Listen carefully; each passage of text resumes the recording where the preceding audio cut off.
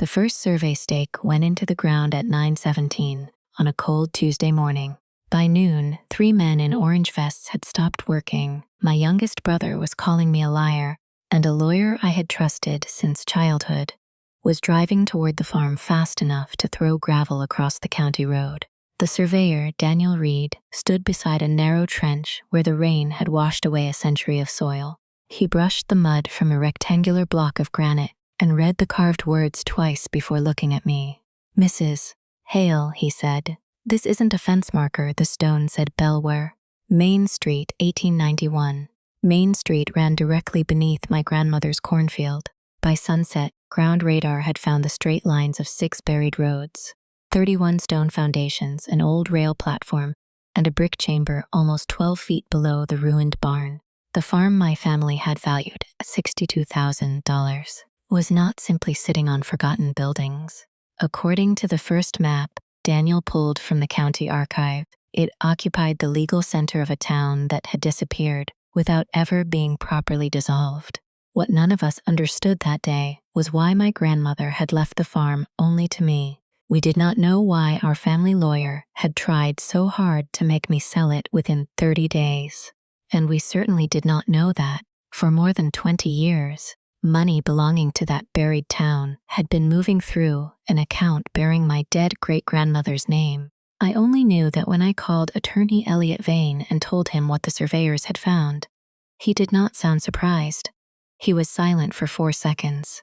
Then he said, very softly, "Nora, don't let them open anything." That was the moment the inheritance stopped feeling like a burden and began to feel like evidence. Good day, dear listeners. It's Nora again. I'm glad you're here with me. Please subscribe to my channel and like this video, and also let me know in the comments which city you're listening from. That way I can see how far my story has traveled. I was 46 when my grandmother died. I taught American history at a public high school outside Pittsburgh, where my students were old enough to question every date I gave them and young enough to believe that history was simply a list of things they says that had already ended. I used to tell them that nothing really ends. A war becomes a border, a factory becomes an empty lot, a bad law becomes a family habit. The past does not disappear just because people stop speaking about it. It settles under the surface and waits for someone to dig in the right place. At the time, I did not understand how literally my own life would prove that lesson. My husband, David, had died 4 years earlier from a sudden cardiac arrhythmia. He was 51. One evening, he was rinsing 2 coffee cups after dinner, and the next morning I was sitting beneath fluorescent hospital lights with his wedding ring in my palm. Grief did not make me dramatic. It made me quiet.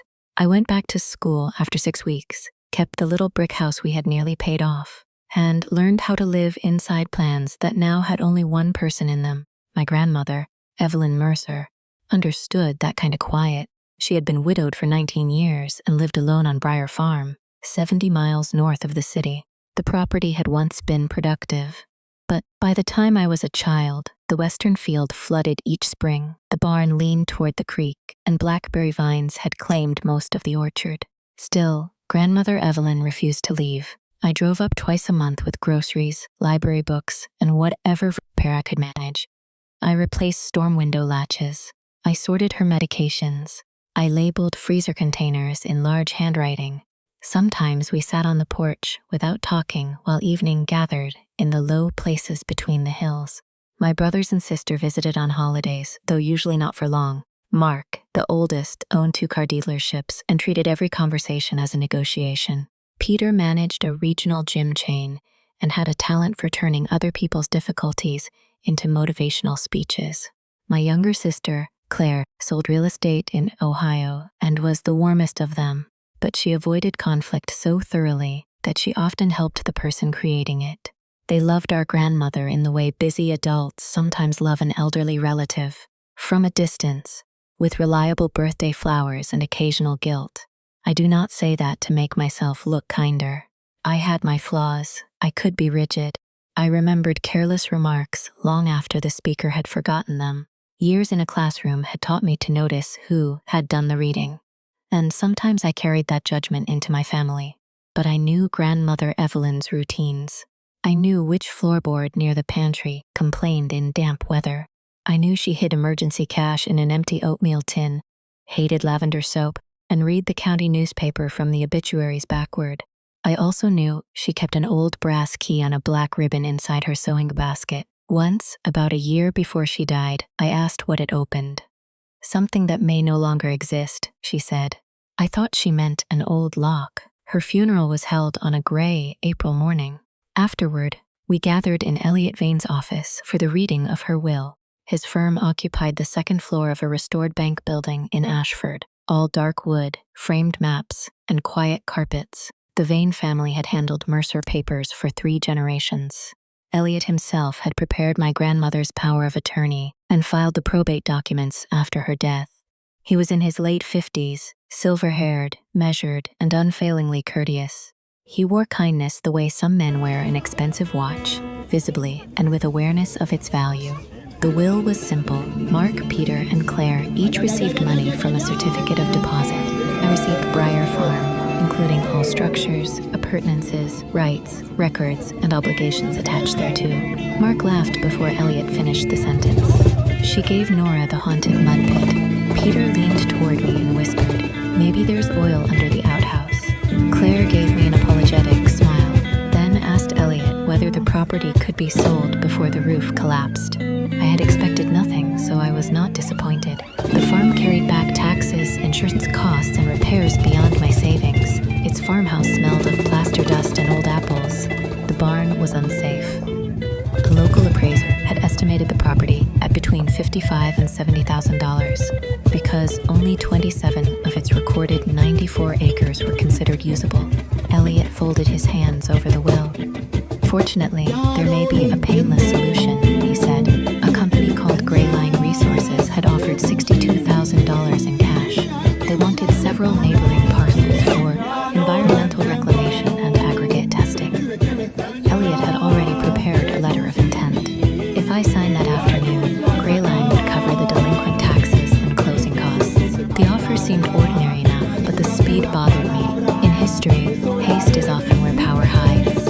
Laws are passed during emergencies. Land is transferred before heirs understand its value. People are told there is no time to read the page that benefits someone else. I asked why Grayline wanted unusable farmland. Elliot smiled. Companies assemble land for all sorts of reasons. Drainage access, equipment routes, buffer space. Did grandmother know about the offer? There were informal discussions. Did she agree to sell? His eyes moved briefly toward the papers, then back to me. Your grandmother was sentimental. That was not an answer. I took the letter of intent home without signing it. My family's teasing continued in our group messages. Mark sent a photograph of a collapsed shed with the caption "Norris Retirement Plan." Peter suggested I charge tourists to see the historic mold. Even Claire advised me to accept Grayline's offer before winter. I tried not to take it personally. They saw a field of deads. I saw my grandmother's porch, the blue bowl she used for strawberries, and the last place where I still felt connected to the women who had raised our family. I decided I would clear the taxes, stabilize the house, and think for 6 months. The first warning came from the county tax office.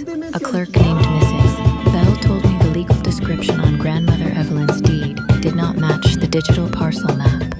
"It happens with old farms," she said.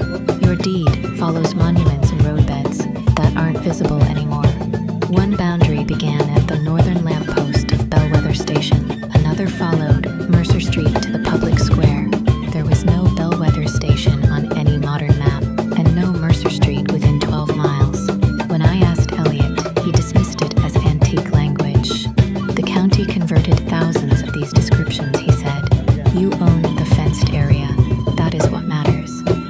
2 days later, I found a Grayline business card tucked into the farmhouse door, although I had not told the company I would be visiting. On the back, someone had written, "Call before authorizing any soil disturbance." Then a man in a white truck began parking across from the property.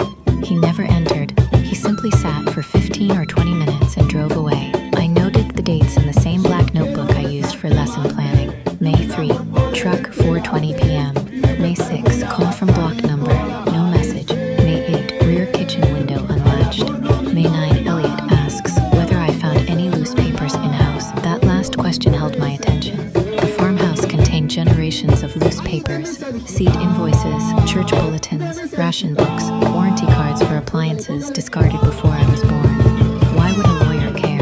I began sorting everything, not because I expected treasure, but because documents tell you what people believed mattered. Receipts show priorities, margins reveal doubt. An erased name can be more important than a paragraph left untouched. In grandmother's bedroom, beneath folded quilts, I found a flat cedar box. Inside were photographs of a town I had never seen.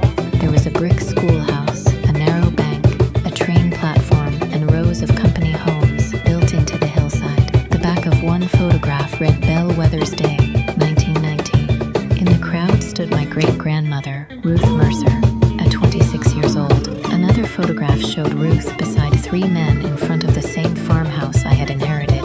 She held a rolled map. Written beneath them were the words, "Custodians after the closing."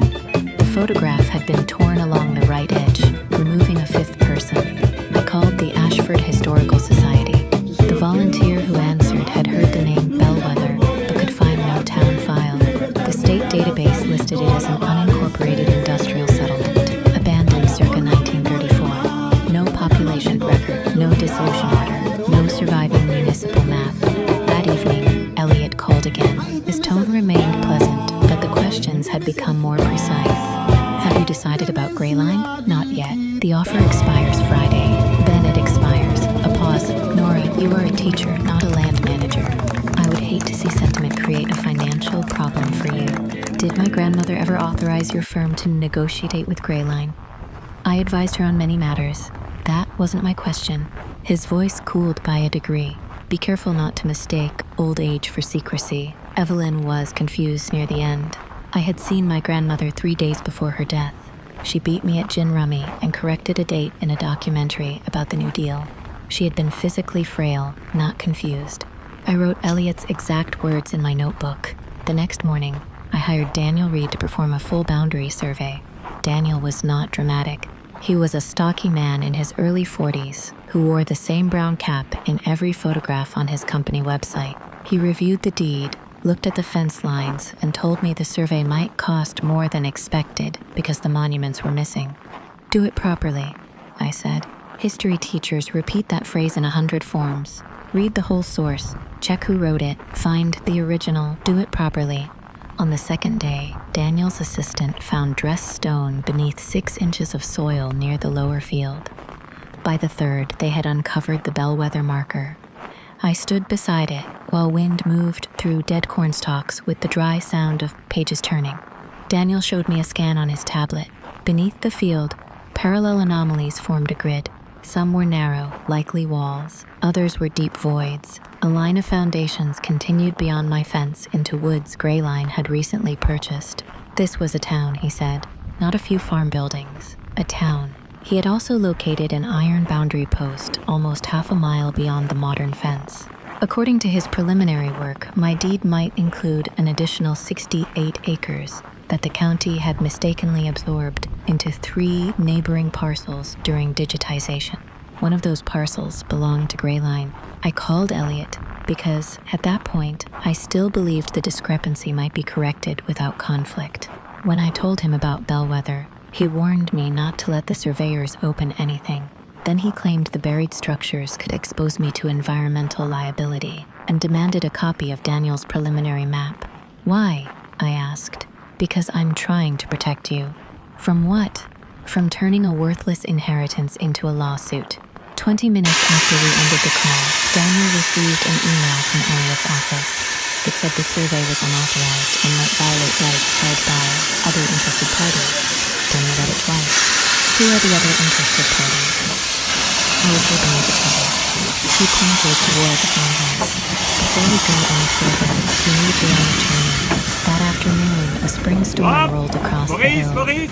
I sent the crew home and stayed to close the loose shutters. Rain drummed on the porch roof. Water ran through the yard in silver channels, collecting near the collapsed barn. As I carried a box toward my car, the ground beside the barn gave a low, hollow crack. Part of the earth sank inward, exposing the top of a brick arch. I should have left it alone, I knew that. But I also remembered grandmother's brass key and her strange answer, something that may no longer exist. I went inside, found the sewing basket, and slipped the black ribbon over my wrist. The arch opened into a narrow stairwell, clogged with roots. I did not descend. I used my phone light from the entrance and saw a rusted steel door at the bottom. Above it, set into the brick, was a stone emblem with the words Bell Community Bank. The brass key fit the lock. I did not turn it. For the first time since the survey began, I was truly afraid. Not because an old bank was buried beneath the farm, but because the lock had been oiled recently. I backed away, photographed the door, and called Daniel. He told me not to touch anything and gave me the name of an attorney in Pittsburgh. Her name was May Porter. That night, I sat in my car outside a 24-hour diner because I did not want to go home yet. The storm had followed me south. Neon light trembled in the rain on my windshield, and the photograph of the steel door glowed on my phone. Grief had taught me that fear often arrives disguised as activity. You make calls, you wash cups, you arrange papers, you do anything that postpones the moment when you must admit your life has changed. I ordered tea I did not drink and wrote down everything I knew. Grandmother had rejected a sale. Elliot had approached me with a prepared offer immediately after probate. The deed described a town no modern map recognized. Grayline had acquired adjacent land. The underground bank had been visited recently. At the bottom of the page, I wrote one question. What happens if I sell before I understand what I own? The answer was obvious. I would never understand it. I emailed May Porter from the diner and attached the will, deed, Grayline offer, survey map, photographs, and my dated notes. I also forwarded Elliot's email to Daniel. Then I put the brass key into a zippered pocket inside my purse and drove home. I did not call my siblings. I did not confront Elliot. I did not post about the discovery. My first quiet decision was the most important one I made. Until someone independent explained the documents, I would behave as though every conversation could later matter in court. May called at 7:30 the next morning. Do not sign anything, she said before introducing herself. She was 53, direct without being abrupt, and specialized in probate disputes and land title litigation. Her office was above a pharmacy, not inside a restored bank. Stacks of files occupied the floor. A ceramic mug on her desk said, "Read the footnotes." She studied the will for almost an hour. "This phrase is unusual," she said, tapping the page. "Rights, records, and obligations attached thereto. Wills do not normally transfer obligations as though they are objects." It sounds like Evelyn was pointing toward another instrument. A trust? Possibly. Or a covenant. Did Vane provide a title report? No. Probate inventory? A summary. Engagement disclosure, showing whether his firm represented Grayline? I shook my head. May leaned back. "Then we begin with the dull things. Dull things win cases." She sent Elliot a preservation letter requiring him to retain all correspondence, draft documents, billing records, title searches, and communications involving my grandmother, the farm, Bellwether, or Grayline. She notified the county of a boundary dispute, stopping changes to the neighboring parcels. She advised Daniel to continue only with non-invasive surveying until an archaeologist assessed the site. Then she gave me rules. No private meetings with Elliot, no entry into the bank chamber without witnesses, no accusations to my family, no original document leaves my possession without a receipt. I liked rules. Rules are the handrails of frightening places. For the next 3 weeks, my days developed 2 layers. On the surface, I taught reconstruction, graded essays, bought groceries, and answered polite questions about summer plans. Beneath that ordinary life, a second map was taking shape. Daniel completed the boundary survey. My deed covered 162 acres, not 94. The incorrect fence line appeared to have originated in a 1998 administrative correction filed by Vane and Vane. No Mercer family member had signed it. May hired a title examiner, Lydia Chen, who traced the property backward through handwritten ledgers and microfilm. In 1891, the Bellwether Coal and Iron Company had created the town.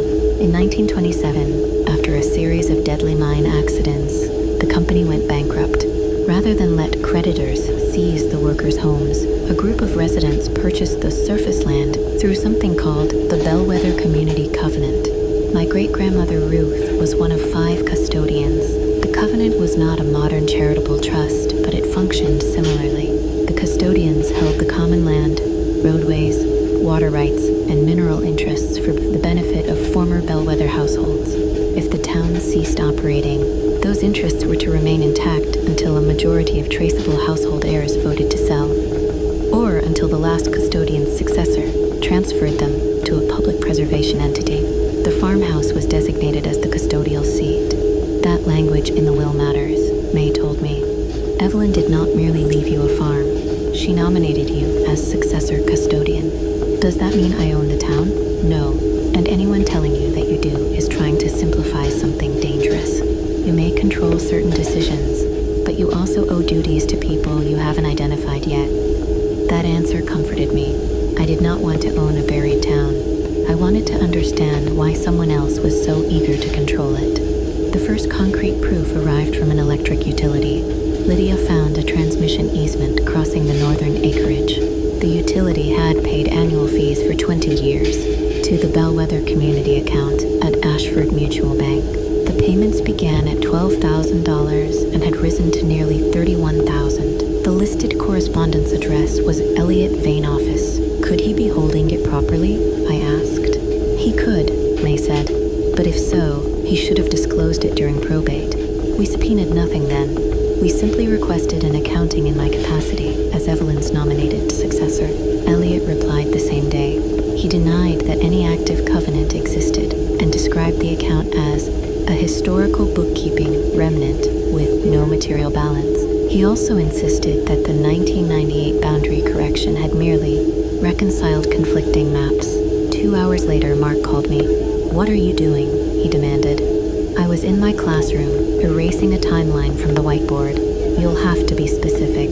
Hiring lawyers, threatening Elliot, blocking Gray Line. I looked at the phone. I had not told him about May. Who said I threatened anyone? Elliot said you're overwhelmed and imagining some claim to half the valley. Did Elliot tell you about the Bellwether account? Silence. Then Mark said, there is no account. It was a strange answer. I had asked whether Elliot told him about it, not whether it existed. I put down the eraser. Mark, have you signed something? He became angry too quickly. This is exactly what Grandma was afraid of. You attach yourself to old things and turn them into moral crusades. What did you sign? He hung up. That evening, Claire came to my house. She stood on the porch with damp hair and a face already arranged for apology. Gray Line, she admitted, had paid each of my siblings $40,000 for an option on any residual inheritance interest connected to Briar Farm. Elliot had explained that it was harmless because I owned the property. If I sold, they kept the money. If I refused, Gray Line could demand repayment after 90 days. We thought it was a bonus, she whispered. When did you sign? The day after the will reading. Before Gray Line made its official offer to me. The betrayal was not that my siblings wanted money. People make foolish choices when money appears easy. The betrayal was that they had accepted payment tied to my decision, then spent weeks pretending their advice was concern. Did grandmother know? I asked. Claire's eyes filled. Elliot said, she wanted all of us to benefit, but you were too sentimental to be practical. Did you read the document? She looked down. History repeats itself for a painfully simple reason. Most people trust the summary given by the person holding the pen. I made Claire send the option agreement to May. Its language was far from harmless. My siblings had assigned Gray Line not only any inheritance interest but any claim they might hold as descendants of a Bellwether household. The agreement also required them to cooperate in actions necessary to perfect title. Gray Line was purchasing votes. Suddenly, the covenant's majority provision was no longer an old legal curiosity. It was the reason my family had been paid. And if Elliot had contacted other descendants, $40,000 was only the beginning. May petitioned the probate court for a temporary order preventing any transfer of the farm or covenant interests. She did not accuse Elliot of theft. Not yet. She asked only for time to determine what assets existed and whether the estate's lawyer had an undisclosed conflict. The judge granted us 14 days and authorized a supervised inspection of the buried bank chamber. We entered on a bright June morning with Daniel, a structural engineer, a county archaeologist, a locksmith, and a deputy sheriff. May filmed the entire process. Before the locksmith touched the steel door, she photographed the lock, the frame, the soil, and the brass key beside a ruler. "Evidence loses strength when people get creative," she told me. "We make this boring." The key turned halfway and stopped. The locksmith found that the old lock had been modified with a newer internal cylinder.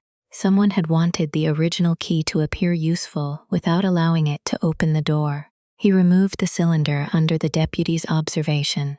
Behind the door was a small concrete corridor, dry except for water staining near the floor. Our lights found shelves, a teller cage, 2 broken chairs, and a vault door standing open. Most of the room had been cleared. Clean rectangles in the dust showed where boxes had recently rested. For one terrible moment, I thought we were too late. Then the archaeologist noticed scratches beneath a metal shelving unit. It had been dragged across the floor. Behind it was a wall safe, no larger than a kitchen cabinet. Grandmother's brass key opened that one. Inside were 9 cloth-bound ledgers, a tin document tube, and a letter addressed in Grandmother Evelyn's handwriting. "To the next custodian, if they leave you no other choice." I did not open it there. May placed every item into an evidence bag, and the deputy signed the inventory. At her office, with a camera running, I read the letter aloud. "My dear Nora, if you are reading this, then Elliot has moved before I could put matters right. I am sorry to leave you a problem disguised as land. Your great-grandmother called Bellwether a promise. The vain men came to call it an opportunity. Elliot told me the covenant died when the town closed. I believed him for many years. Then I learned his firm had continued receiving the North Line payments. When I demanded records, he said the money was spent maintaining the property. You know what was maintained and what was not. I refused Gray Line because they did not want the ruined farm. They wanted what lies beneath it, and they wanted our family to release the old rights before anyone remembered the people those rights protected. Trust the records, not the person who explains them. Find the households. Let them decide. If there's money, make it clean before you touch it. I chose you because you know that inheritance is not the same as ownership. Forgive me.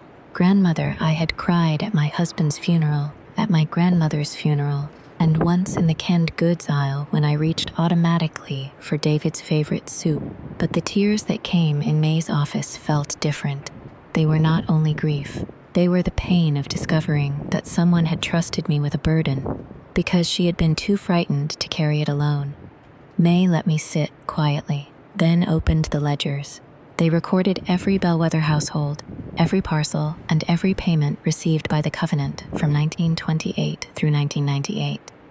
The last complete entry was in Grandmother's hand. Attached to it was a copy of the boundary correction filed that year and a handwritten note. Evie says temporary, refuses to provide full account.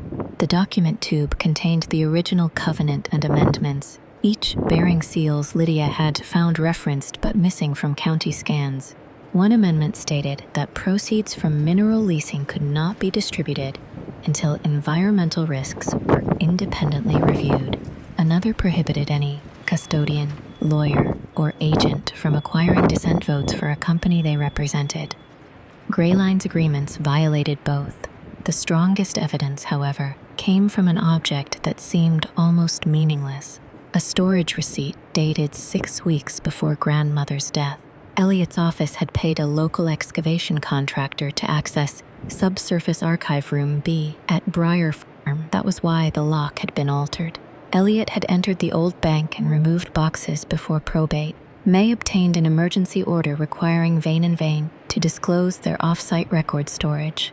The judge also froze the Bellwether account. Its balance was not immaterial. It held $2.3 million.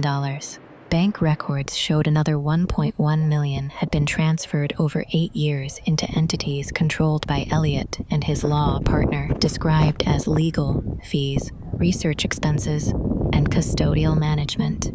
Yet the farm taxes had gone unpaid. No descendants had received distributions. No preservation work had been performed. Gray Line had also deposited $600,000 into the account under a confidential access agreement. In return, Elliot had provided test drilling locations on Covenant land.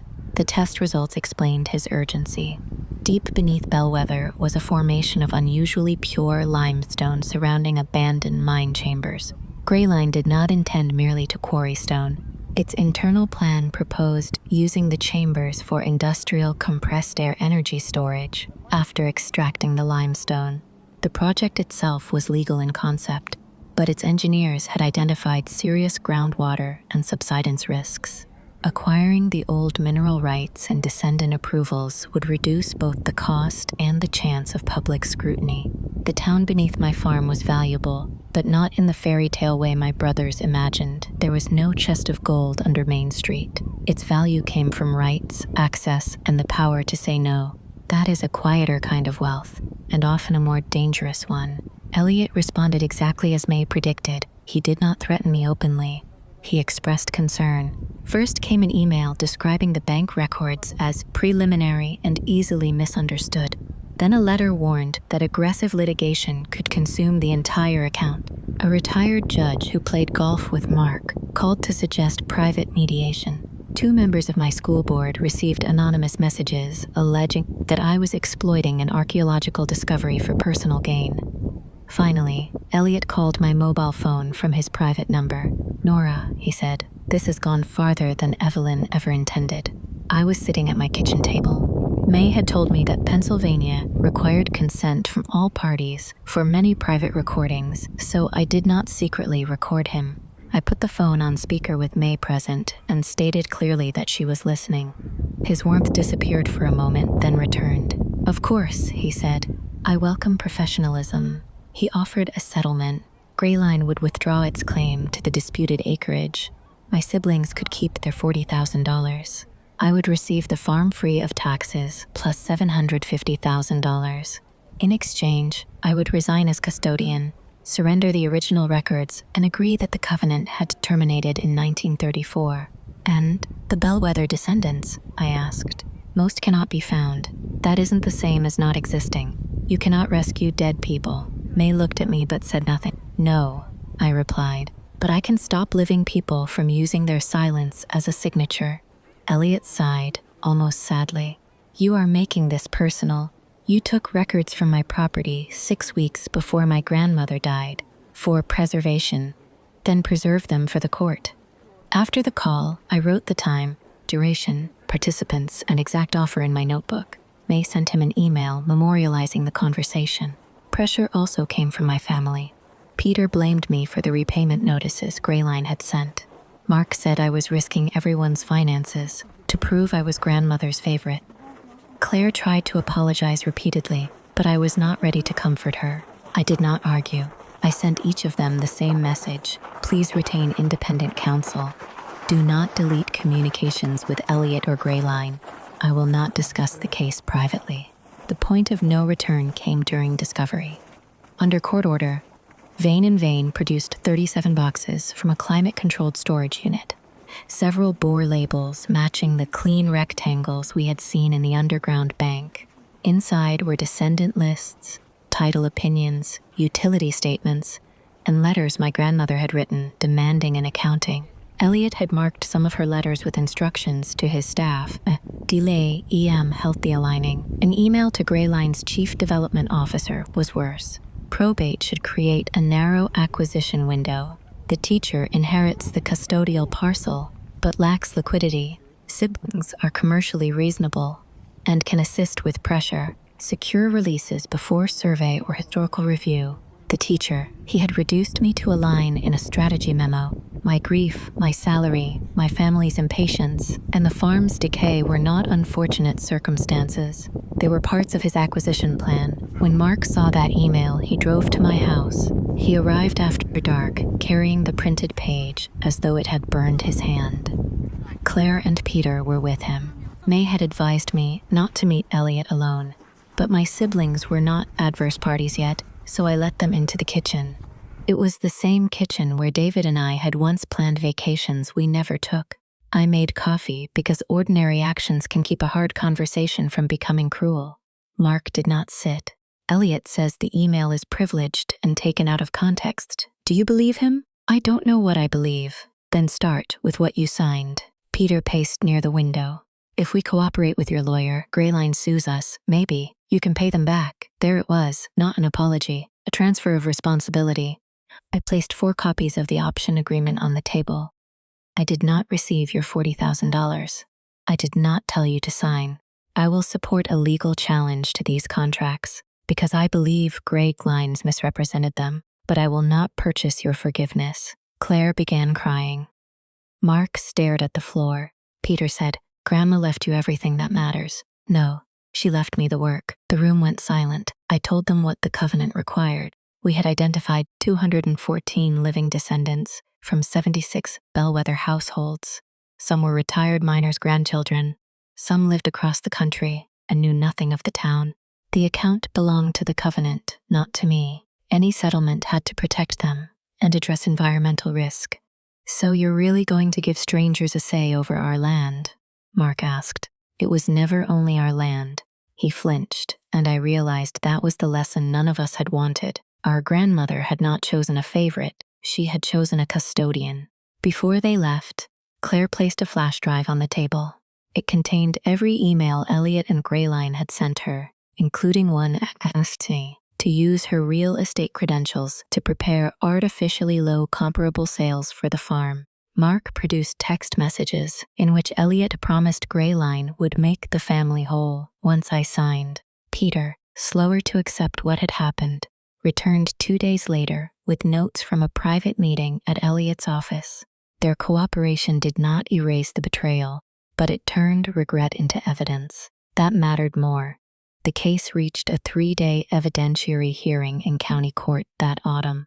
By then, the state attorney general's office had opened a criminal investigation into the missing funds, and the disciplinary board had suspended Elliot from handling client accounts.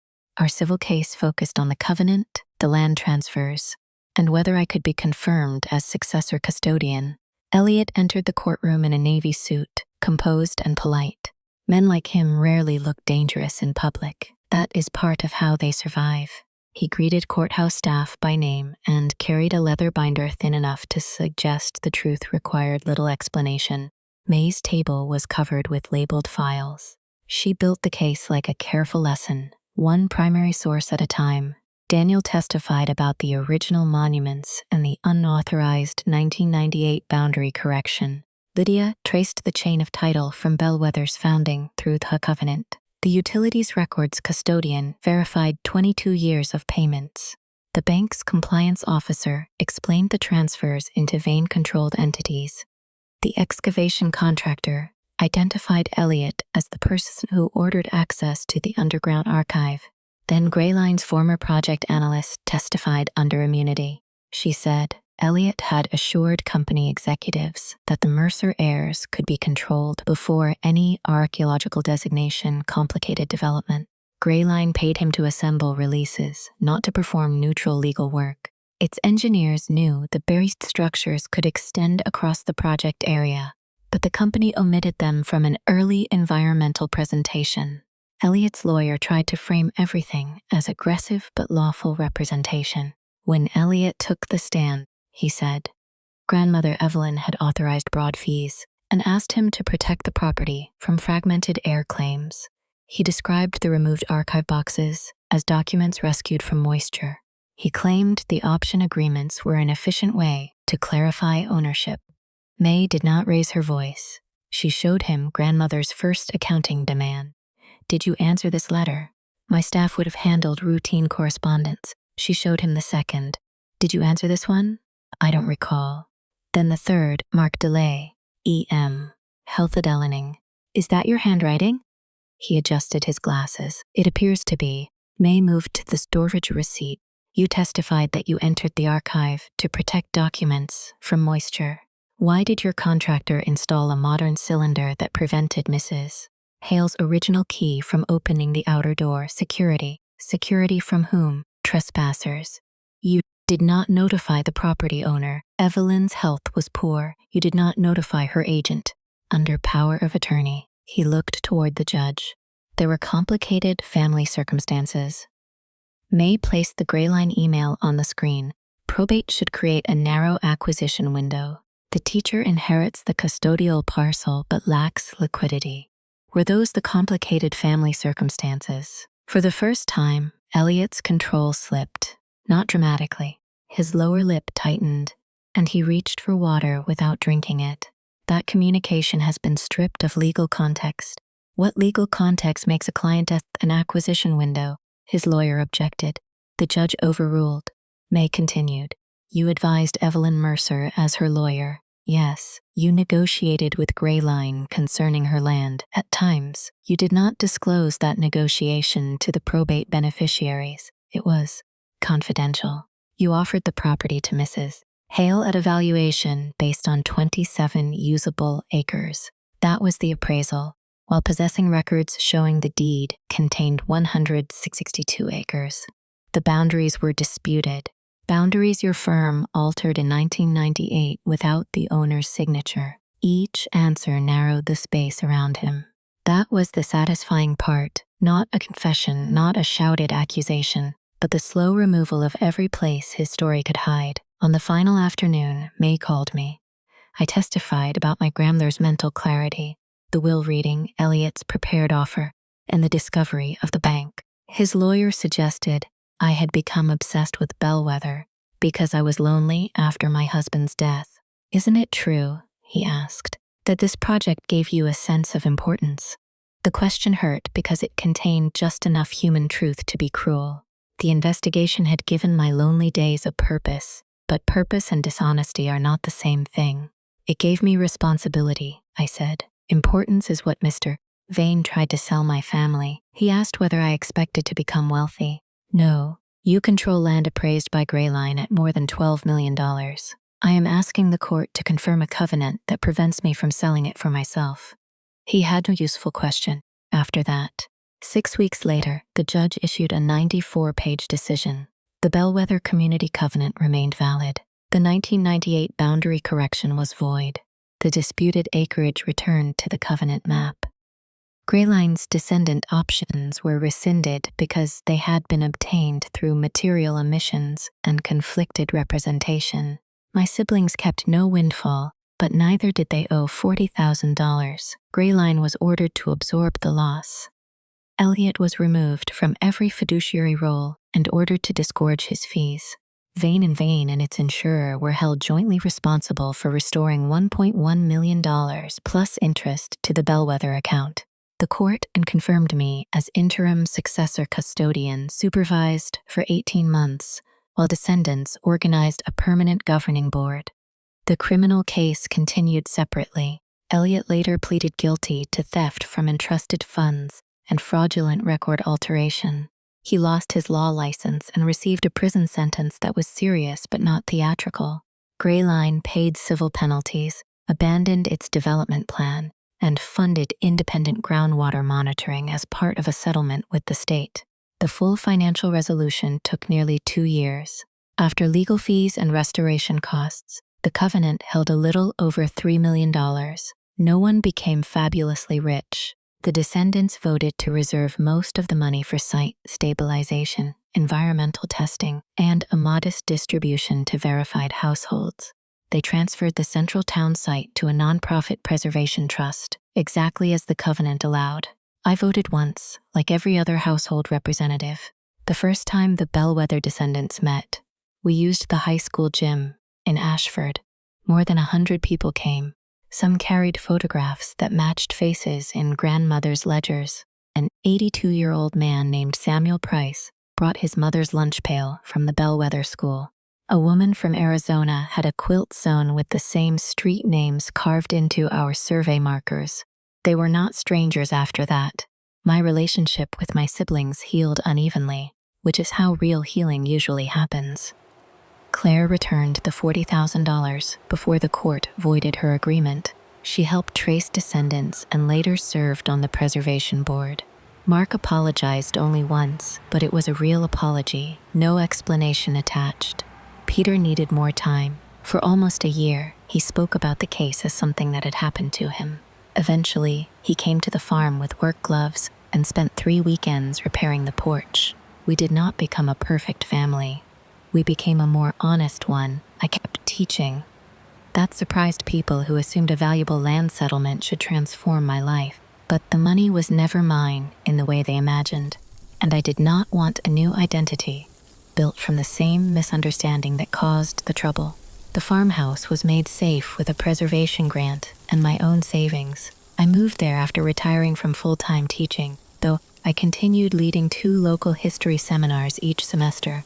We rebuilt the garden where my grandmother once grew beans and peonies. The barn could not be saved, so its sound timbers became benches for a small outdoor classroom. The underground bank was stabilized and opened only for supervised research. One room became a museum about company towns, labor rights, and the quiet legal promises communities make to survive. Grandmother's letter rests there behind protective glass, but I kept the brass key. Some mornings, I walk the marked path above Bellwether's Main Street. There are no luxury homes, no flashing signs, and no giant monument with my name. There is grass, a line of young maples, and small bronze markers showing where the school, station, and community bank once stood. Children visit and ask why anyone would build over an entire town. I tell them no one did it all at once. A house fell, a family moved, a road washed out, a map was redrawn, people stopped using the name. Then, someone with an interest in forgetting discovered that silence was profitable. Is how many important things vanish. Not through one grand act, but through a series of small permissions. I often think about the day my family laughed at the ruined farm. I laughed a little too, though only inside. We had all been trained to measure inheritance by what could be sold quickly. We saw broken windows, unpaid taxes, and flooded fields. We did not see the promise beneath them. My grandmother did. She also understood that I was not braver than the others. I was simply slower to sign. That delay changed everything. If there is one lesson I carried from Bellwether, it is this: when someone pressures you to make a permanent decision before you have complete information, their urgency may be the most valuable clue you possess. Read the old language. Ask who benefits from the deadline. Keep copies. Use an independent expert. And never confuse a person's polished manners with proof that their interests are clean. Money can reveal betrayal, but it cannot repair it. Evidence can deliver justice, but only patience decides what you build afterward. In the end, the greatest thing I inherited was not land or an account. It was the chance to keep a promise made by people whose names had almost been erased. And now I want to ask you, if your family mocked an inheritance and then pressured you to sell it, only for you to discover an entire town and a hidden obligation beneath the ground, what would you have done?